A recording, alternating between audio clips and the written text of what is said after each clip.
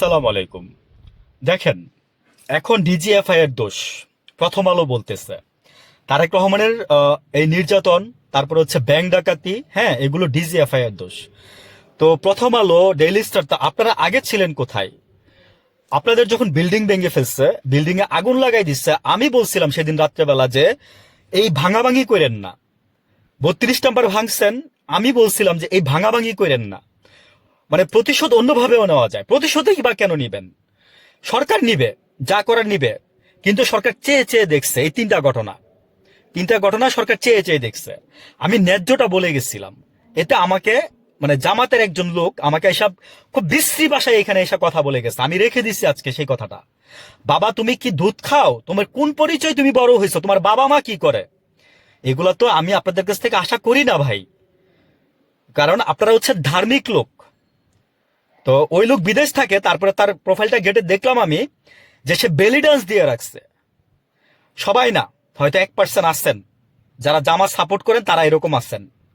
আমি বললাম না যে আমি কারোর মানে আমার আমার আমার ভিডিও যারা রেগুলার দেখেন তারা জানেন যে কারোর তো সামদ আমি করি না, এখন পর্যন্ত করি নাই।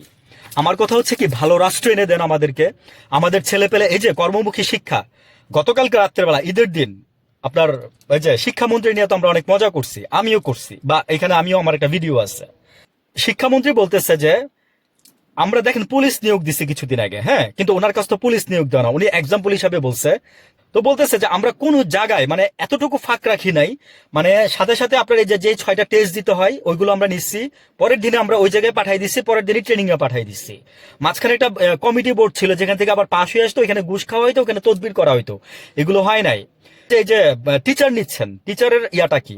একটা জরিপে আপনার উনি জরিপ করছে, 22,000 বুটের মধ্যে 76% মানুষ বলছে যে লটারিতে টিচার যাতে না নেওয়া হয়। উনিও এটা বলছে, শিক্ষামন্ত্রী, উনাকে কিন্তু আমরা পাইছি, এবং উনি কিন্তু নকল বন্ধ করছে। মানে this credit goes to him, যার ক্রেডিট ভাই তাকে দিবেন। আর যে খারাপ কাজ করবে তার ইচ্ছা মতো তার সেই ক্রেডিটটাও, খারাপ ক্রেডিটটাও তাকে দিতে হবে। মানুষকে লজ্জা দেওয়ার জন্য অনেকগুলো ওয়ে থাকে, কিন্তু জন্মের থেকে কেউ লজ্জা পায় না। কিন্তু লজ্জা, মানে এখন হয়েছে কি জানেন, যে আগে শুনতাম যে লজ্জা নারীর ভূষণ, কিন্তু না, লজ্জা মানুষের ভূষণ।